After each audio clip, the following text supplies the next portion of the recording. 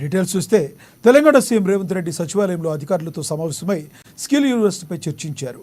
ఈ సమావేశంలో deputy CM Bhatti Vikramarka, ప్రభుత్వ సలహాదారు కేశవరావు, ప్రొఫెసర్ కోదండరాం, సంబంధిత అధికారులు పాల్గొన్నారు. స్కిల్ యూనివర్సిటీ ఏర్పాటు ముసాయిదాపై పలు కీలక అంశాలపై చర్చించారు. ఢిల్లీ, హర్యానా తరహాలో తెలంగాణలో స్కిల్ యూనివర్సిటీ ముసాయిదాను అధికారులు సిద్ధం చేశారని రేవంత్ రెడ్డి చెప్పారు. ముసాయిదాలోని అంశాలపై CM Revanth Reddy, deputy CM Mallu Bhatti Vikramarka పలు సూచనలు చేశారు. యూనివర్సిటీలో సర్టిఫికేట్ల కోర్సులు, డిప్లొమా కోర్సులకు సంబంధించి ముఖ్యమంత్రి, ఉప ముఖ్యమంత్రికి అధికారులు వివరించారు. కోర్సుల విషయంలో డిమాండ్ ఎక్కువగా ఉన్న రంగాలపై ఎక్కువ దృష్టి పెట్టాలని ముఖ్యమంత్రి సూచించారు. యూనివర్సిటీ సంస్థాగత నిర్మాణం పైన కూడా కీలక సూచనలు చేశారు. శిక్షణ పూర్తి అయిన విద్యార్థులకు ఉద్యోగ, ఉపాధి అవకాశాలు కల్పించేలా ప్రణాళికలు సిద్ధం చేయాలని ఆదేశించారు. ఇందుకు సంబంధించి ముందుగానే వివిధ కంపెనీలతో చర్చించి ఒప్పందాలు కుదుర్చుకునే దిశగా ముందుకు సాగాలన్నారు.